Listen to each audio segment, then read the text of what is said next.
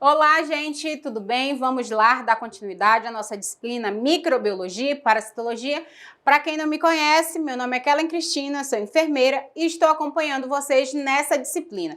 E hoje nós vamos falar sobre microbiologia básica e vamos falar sobre, lá no tópico 2, sobre os conceitos gerais de microbiologia. Para entender, para que a gente consiga entender os micro-organismos, devemos relembrar que estes pequenos seres são constituídos por células. Portanto, vamos retomar alguns conceitos sobre as células como estrutura, organização, nutrição, respiração e reprodução. Definimos como célula a menor porção de matéria viva no corpo humano, podendo ser vista somente por microscópios, que possuem unidades estruturais fundamentais. Então, todas as células, elas são microscópicas e não conseguimos enxergar a olho nu. É humanamente impossível conseguir enxergar uma célula, É por isso que nós temos os nossos aparelhos, o microscópio, que é o aparelho próprio para que a gente consiga observar, esses micro-organismos. Nesse corpo é constituído por aproximadamente 10 trilhões de células. São muitas células, São 10 trilhões de células. Todas elas contêm informações genéticas necessárias para as funções vitais do nosso corpo. Então, cada corpo tem as suas células que respondem por cada órgão do corpo. Vamos lá, trazendo aqui para o nosso dia a dia. Quando se faz um exame, o exame lá de Papa Nicolau, na hora que nós vamos fazer a coleta, nós vamos coletar as células do colo do útero, que é para verificar se tem alguma célula com neoplasia, certo? Então, lá naquele órgão, tem as células que respondem pelo órgão, que é qual? O útero, ok? Para facilitar o estudo, dividimos a célula em 3 partes principais: membrana plasmática, citoplasma e núcleo. Então, vamos lá repetir. Nós temos, para facilitar, para que a gente consiga estudar, nós dividimos em 3 partes: membrana plasmática, citoplasma e núcleo. A membrana plasmática forma uma espécie extensa flexível da célula, separando o ambiente interno da célula. Tudo o que está dentro da célula do ambiente externo, do que está fora da célula. Então, aqui, membrana plasmática, para vocês terem uma noção de como é a membrana plasmática. Ela é uma barreira seletiva que regula o fluxo de material para dentro e para fora da célula. Então, se nós formos comparar, ela é como se fosse um filtro, Ela vai regular, filtrar o fluxo, aquilo que pode e aquilo que não pode entrar dentro da célula.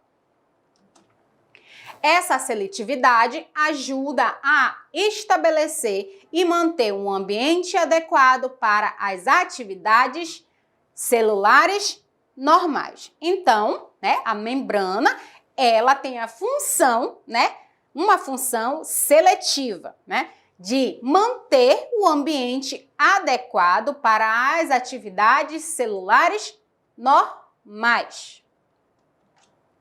A membrana plasmática também é essencial na comunicação entre as células e seu meio externo, né? Então, também ela faz o quê? O meio de comunicação. O citoplasma consiste em todo o conteúdo celular dentro da membrana plasmática. E o núcleo, este compartimento, tem dois componentes, citosol e organelas. O citosol é a parte líquida do citoplasma, né? Aqui, ó, o citosol, que vocês conseguem enxergar bem, ó, é a parte, né, líquida do citoplasma. Chamado líquido intracelular, contém água, solutos, dissolvidos e partículas em suspensão. No citosol, encontram-se vários tipos diferentes de organelas. Cada tipo de organela tem uma função característica e funções específicas. Então, cada organela tem uma função, né? É como dentro da membrana plasmática, né? Cada um tem o objetivo de fazer o seu controle.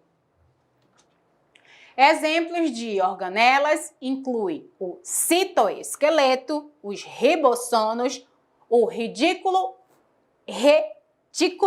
endoplasmático, o complexo de Golgi, os lisossomos, os peroxissomos e os mitocôndrias, né? Todos esses nomes aí bem complicadinhos, né? Estão dentro do nosso corpo.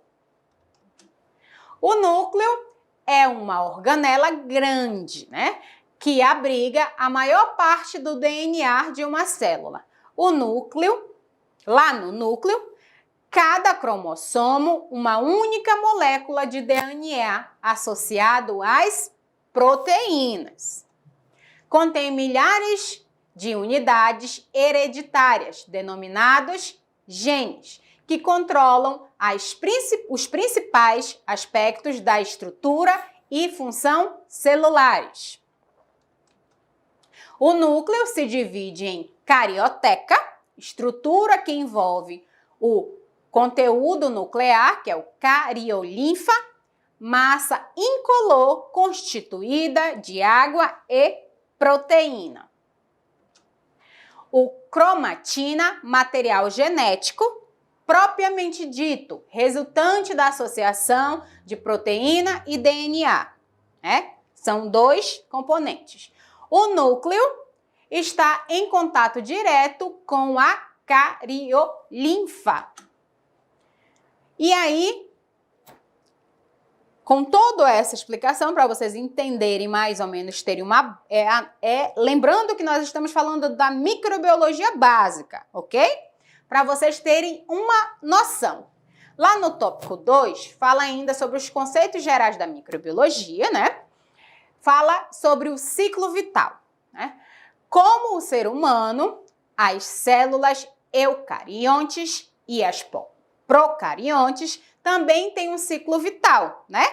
Como ser humanos, nós nascemos, crescemos, nos reproduzimos, né? Alguns sim, outros não, e morremos, né? Esse é o nosso ciclo vital, né? Assim como nós, as células eucariontes e as procariontes também têm um ciclo vital delas, com as fases de nascimento, crescimento, desenvolvimento e morte.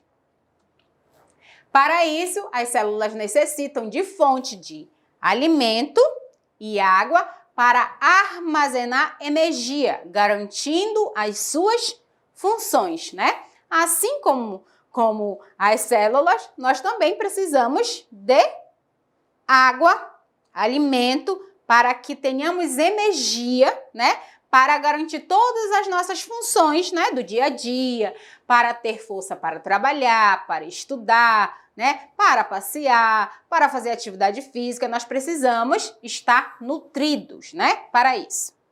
Nutrição celular é o ato da célula se alimentar para obter energia e realizar suas funções vitais e criar estratégias para obter o seu próprio alimento. Nutrição celular. Os organismos que são capazes de adquirir o seu próprio alimento são chamados de autótrofos, como as plantas e as algas, né? Eles conseguem gerar o seu próprio alimento. Para eles conseguirem, né, nutrir, fazer a sua nutrição celular. Por outro lado, temos os que são incapazes de produzir o seu próprio alimento e precisam de outros organismos para extrair sua fonte de energia, chamados de heterotrófilos, como os animais, né? O ser humano, ele consegue alimentar, ele consegue gerar o alimento para nutrir outra pessoa, não é isso? As mães amamentam os seus filhos, mas nós não conseguimos gerar alimento para nos nutrir.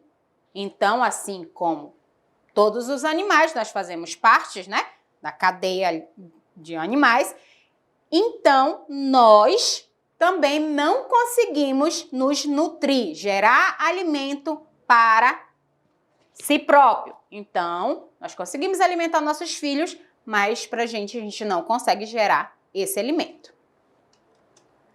A respiração é um processo biológico realizado pelos seres vivos para obtenção de energia. A respiração celular é dividido em dois tipos. Anaeróbica ocorre através de reações que utilizam, né, a matéria orgânica e o oxigênio livre, sendo a forma mais eficaz de obter energia a partir de nutrientes como a glicose.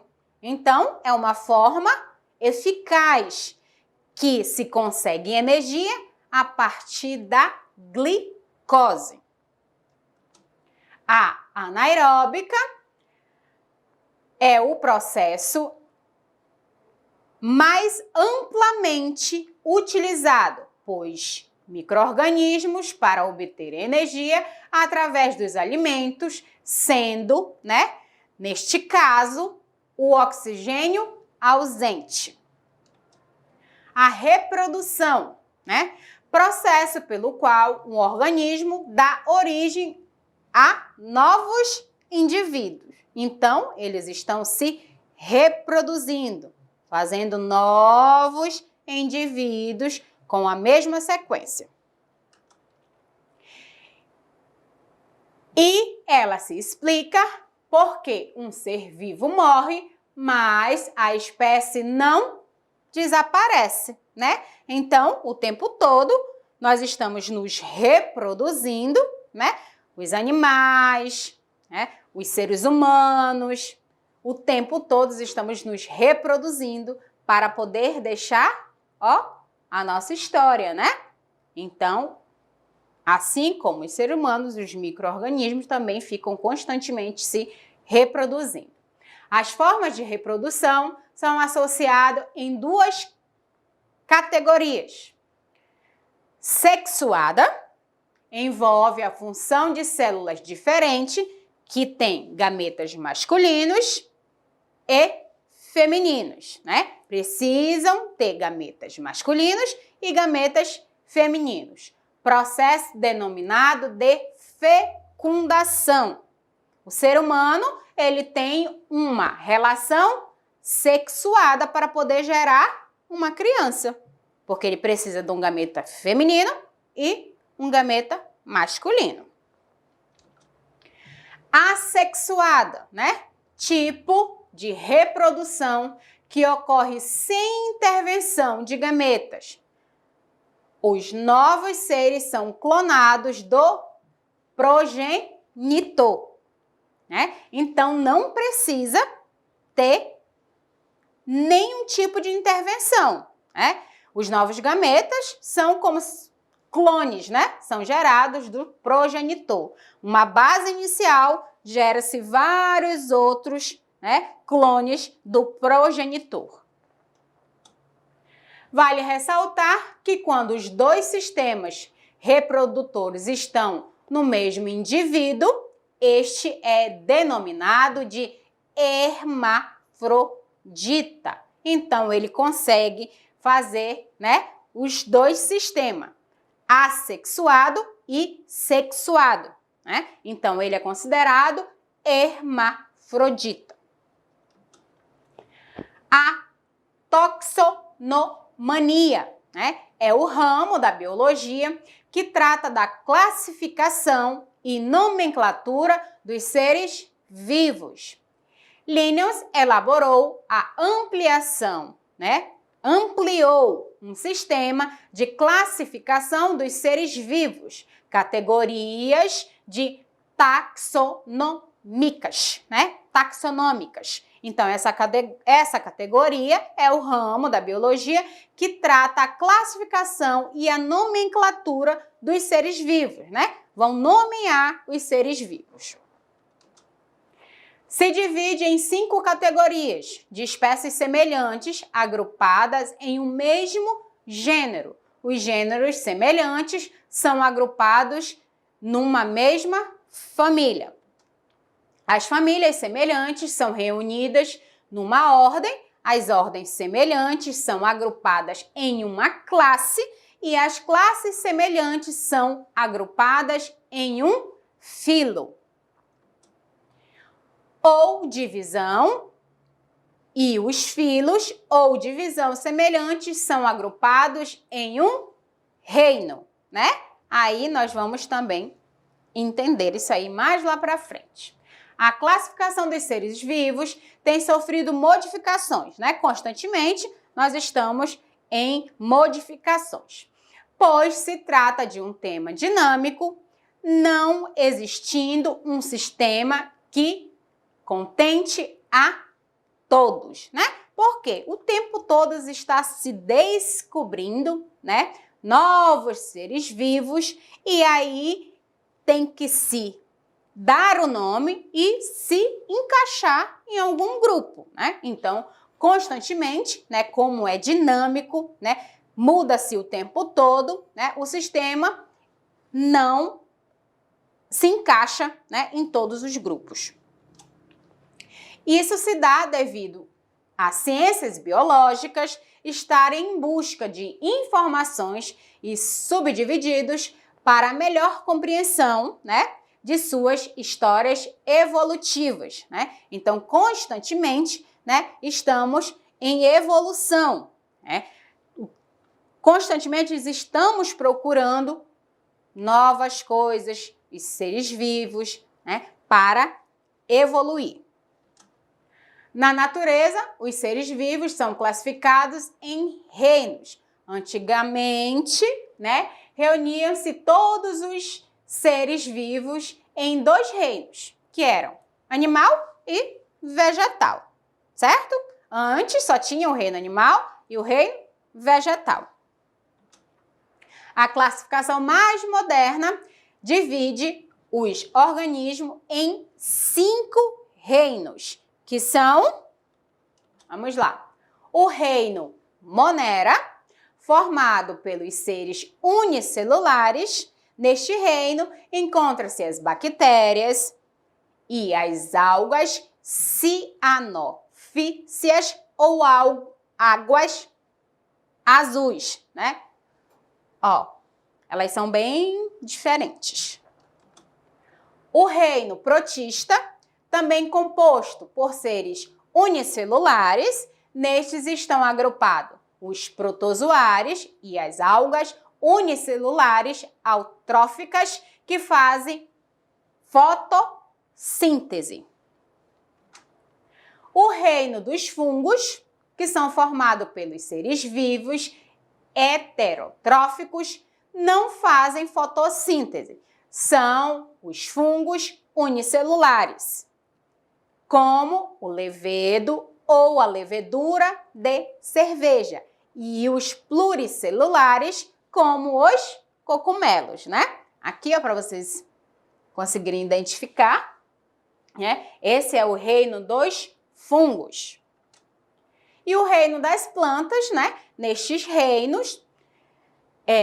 reino, os grupos são reunidos em seres vivos pluricelulares que produzem seus próprios alimentos, são verde e fazem fotossíntese. Então, eles mesmos conseguem produzir o seu próprio alimento. O reino animal, né, formado por seres vivos pluricelulares que se alimentam de outros seres, né? Os animais se alimentam de outros seres e nós, os seres humanos, né, também nos alimentamos de animais, de outros animais. Quando a gente consegue identificar todos esses reinos, existem vários pontos de interrogação na cabeça da gente, né? Por quê? Porque o tempo todo, como foi dito anteriormente, está tendo procura, né? Novas espécies, novos micro-organismos, aparecem novos vírus, aparecem novas nomenclaturas. E aí, é por isso que é tão importante que a gente estude a microbiologia e a parasitologia, né? Lá no tópico 2.1, vamos falar da taxonomia microbiana, né? Os micro-organismos são estruturas bastante organizadas, capazes de crescer e se reproduzir e têm DNA ácido eu vou tentar falar bem devagarzinho essa palavra porque é bem difícil, tá? Desoxirribonucleico. É bem difícil de falar essa palavra, né? Molecular responsável pela hereditariedade. Os principais grupos microbianos conhecidos são vírus, bactérias, arqueias, algas, protozoários e fungos.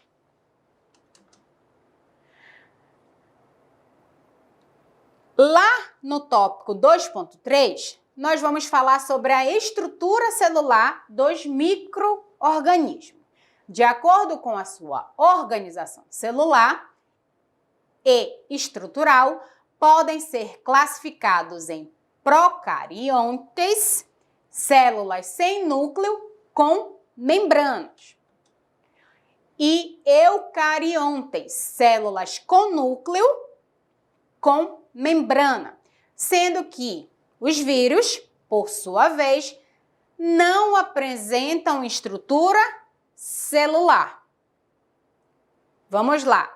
Sendo que os vírus não apresentam estrutura celular. O estudo do comportamento dos organismos faz com que a microbiologia envolva uma série de compreensões que foram propostas por meio de uma classificação dividida em 3 domínios, né? Bactéria, arquea e eucária. Os 2 primeiros domínios, que incluem bactéria e a archaea, incluem os seres procariontes e unicelulares, apresentam uma única célula. As eubactérias apresentam uma parede celular diferente das arqueobactérias. Frequentemente, essas eubactérias são representadas aos pares, né? Cada um tem o seu parzinho. Em cadeias formadas tetráides ou agrupadas e em algumas podem apresentar, né, estruturas como flagelos que promovem o seu deslocamento rapidamente em líquidos. Professora, me explique o que é flagelo, né? Flagelo é como se fosse vários pezinhos assim, vários pelinhos, né? Em forma que vamos supondo aqui, né? Uma bactéria, né? Uma eubactéria, né? Então, aqui, ó, toda essa parte ao redor tem vários pelinhos e esses pelinhos facilitam a locomoção dessa eubactéria. Deixa eu passar aqui. As arqueobactérias são semelhantes às eubactérias, né? São semelhantes. Ser semelhante não significa ser igual. Quando visualmente, né, através do microscópio, mas existe diferenças muito importantes quanto à sua composição química, tá? Entendam, ser semelhante não significa ser igual, né? Então, elas são semelhantes, mas lá na composição química, elas são diferentes. A atividade e ao meio ambiente em que se desenvolve, tais como a elevada concentração de salina, a acidez elevada ou as altas temperaturas, por exemplo, lagoas salinas e piscinas térmicas. Os procariontes se caracterizam por não conter o núcleo, né, envolto por uma membrana apresentando material genético. Qual é o nosso material genético? DNA. O ácido desoxirribonucleico, constituindo um cromossomo circular. Suas organelas não são revestidas por uma membrana, né? Sua parede contém polissacarídeos, complexo denominado de peptideglicano, a sua divisão celular. É feita por fixação binária, duplicação do DNA, né, duplicação do material genético, e os seres procariontes surgiram após a solidificação da crosta terrestre. Há cerca de 3,5 milhões de anos antes do aparecimento das primeiras células eucariontes. Então, já tem muitos anos que se vem estudando o que é a microbiologia, né? Os seres procariontes, como as bactérias, fazem parte de um grupo que os organismos, né, que apresentam uma capacidade de adaptação em diferentes condições. Então, ele consegue se adaptar, né, muito rápido, que inclui as variações térmicas, né, atmosféricas, níveis de pH, grandes profundidades oceânicas e até mesmo lugares situados em quilômetros abaixo da superfície terrestre, né? Então, se entende que ele vai se adaptando ao local em que ele se encontra. As bactérias, né?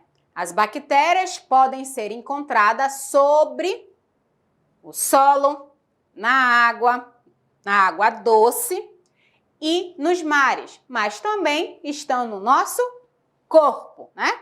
No nosso corpo, principalmente, somos cheios de bactérias. E na nossa boca, então, meu Deus.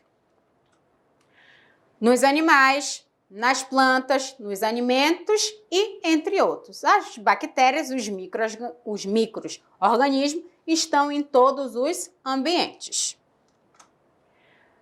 São seres unicelulares e procariontes que fazem parte do reino Monera, com divisão que, em geral, variam de 0,1 a 2 de diâmetro e de 2 a 8 de diâmetro. Então, são muito pequenininhos, né?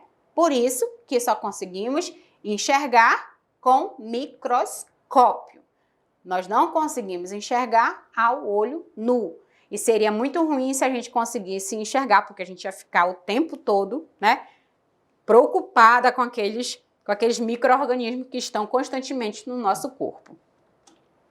As espécies pertencem a esse grupo, podem ser, né, apresentar em diversas formas que variam da esférica, denominada coccus, a diversos tipos de bastonetes, né, que são as formas que elas são diferenciadas.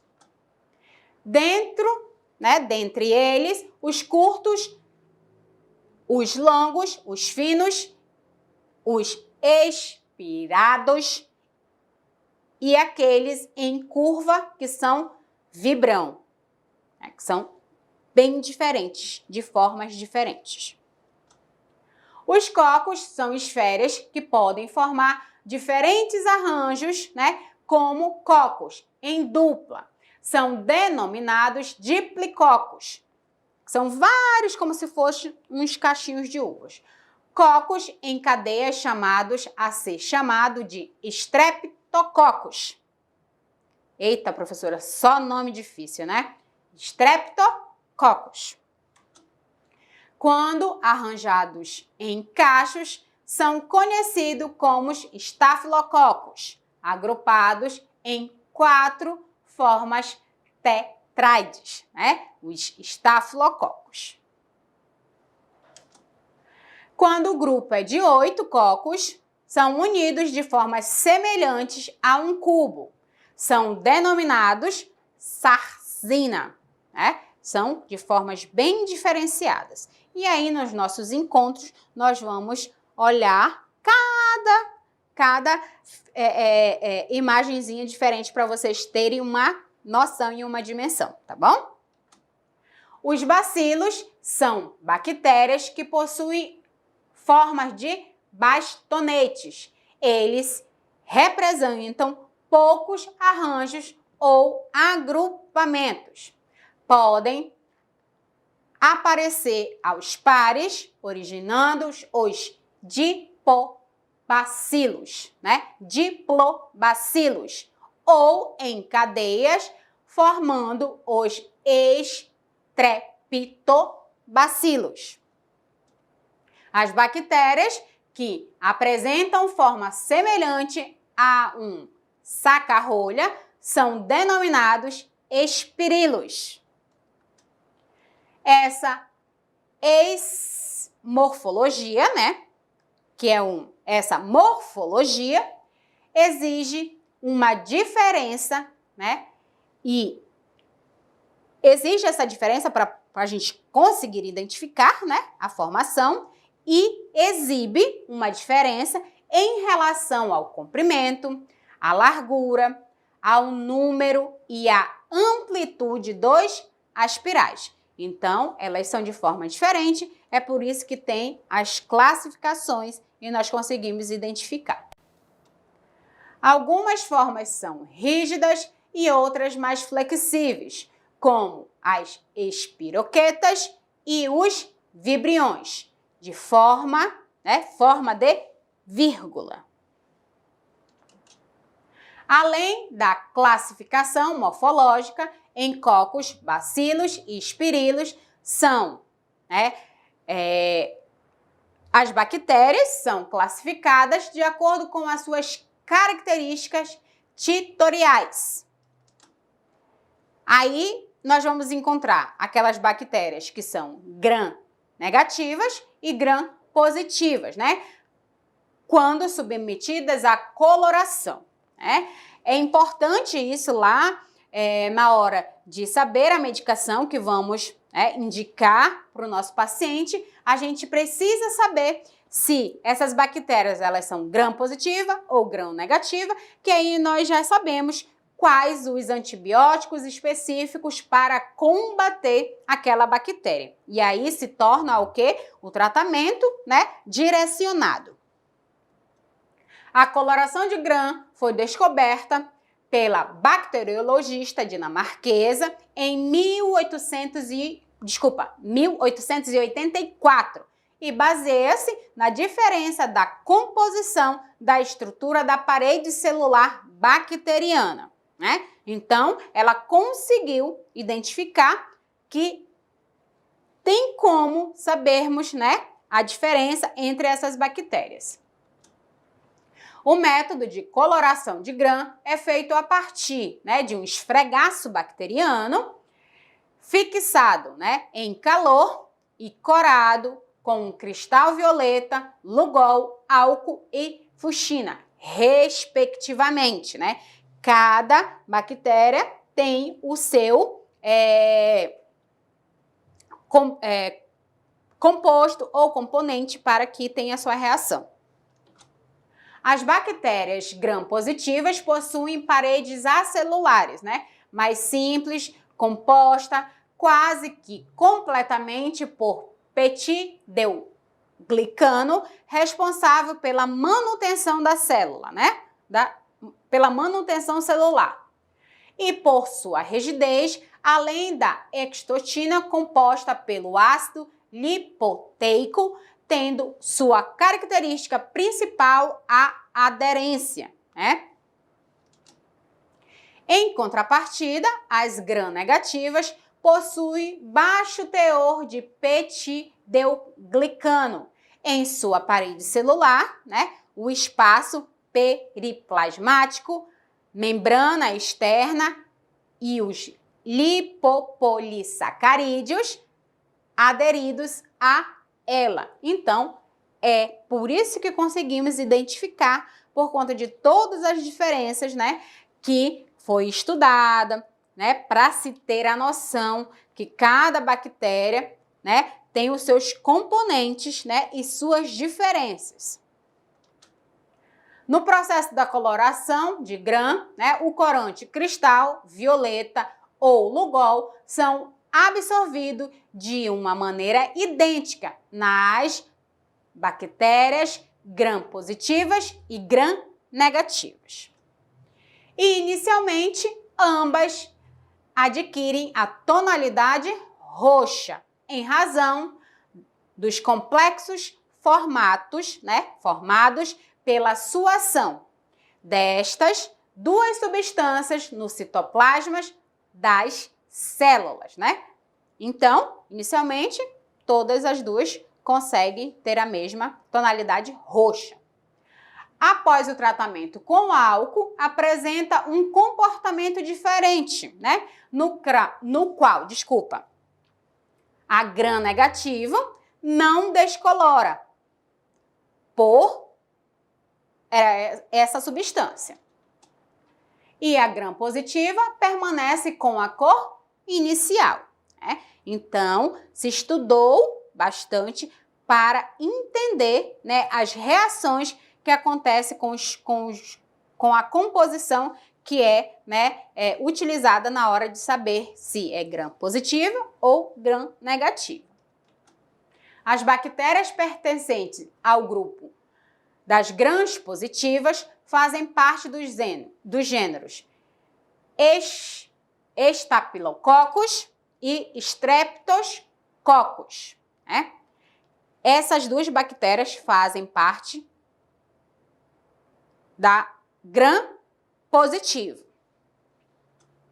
Esses gêneros são encontrados na própria microbiota e com maior frequência na cavidade respiratória, pele e intestino. Os estafilococos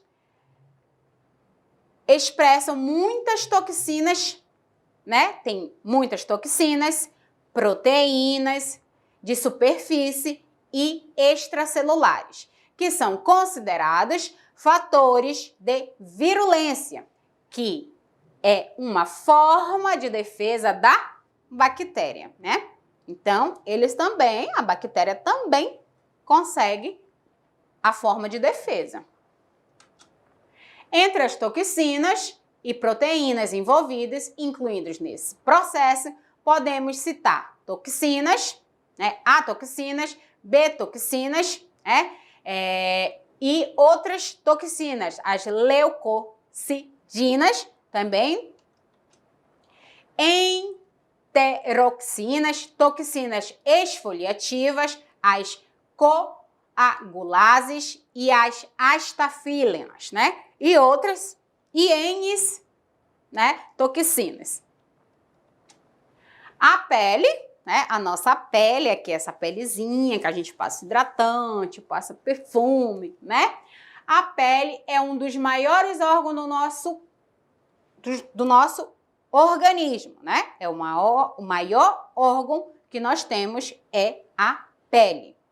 Apresenta uma variedade de microbiotas. Então, se a gente fizer, né, a análise aqui da nossa pele, nós vamos encontrar diversos micro-organismos, principalmente de bactérias gram-positivas, né? A razão de sua grande exposição ao ambiente e às superfícies, né? Nós temos o contato com muita coisa o tempo todo, né? Manipulamos muitos objetos, então nós somos expostos o tempo todo.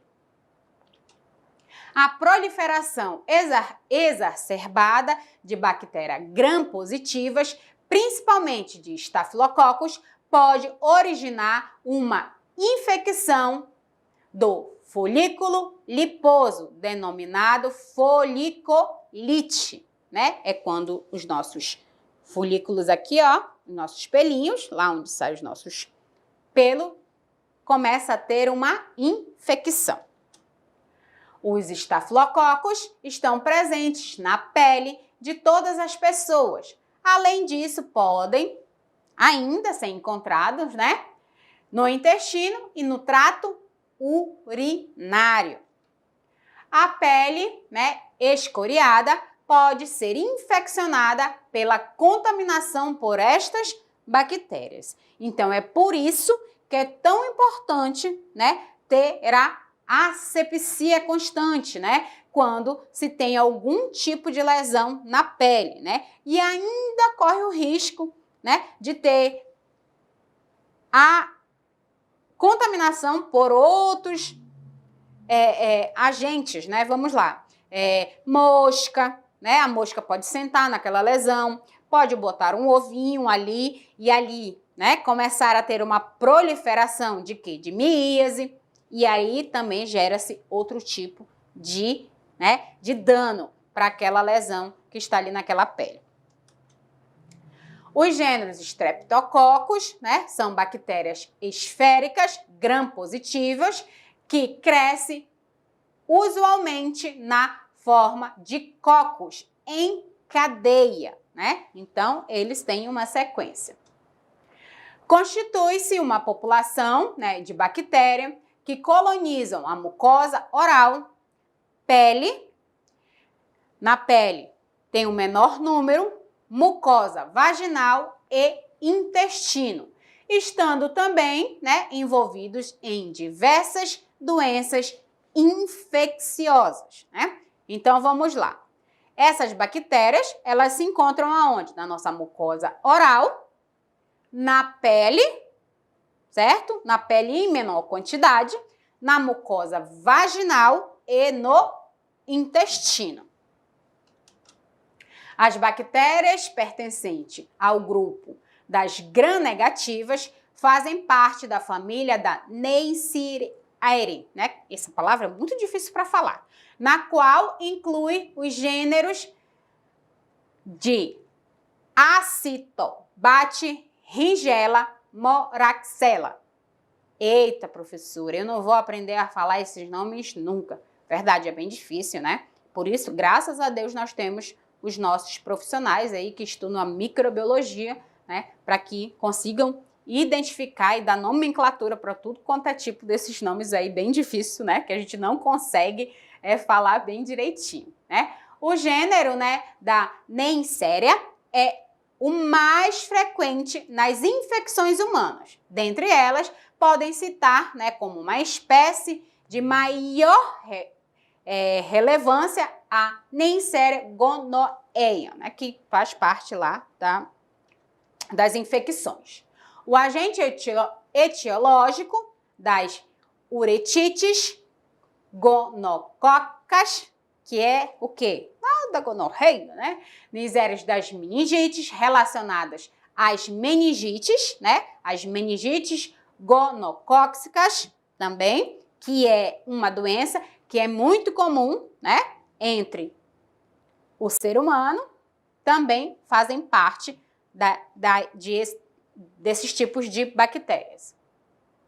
Então, todos esses tipos de bactéria, eles fazem parte, né, do estudo da microbiologia, né, que nós vamos estar desenvolvendo todo esse conteúdo no decorrer da disciplina, ok? Eu espero que vocês tenham gostado da nossa videoaula e a gente se vê no próximo vídeo. Beijo, tchau!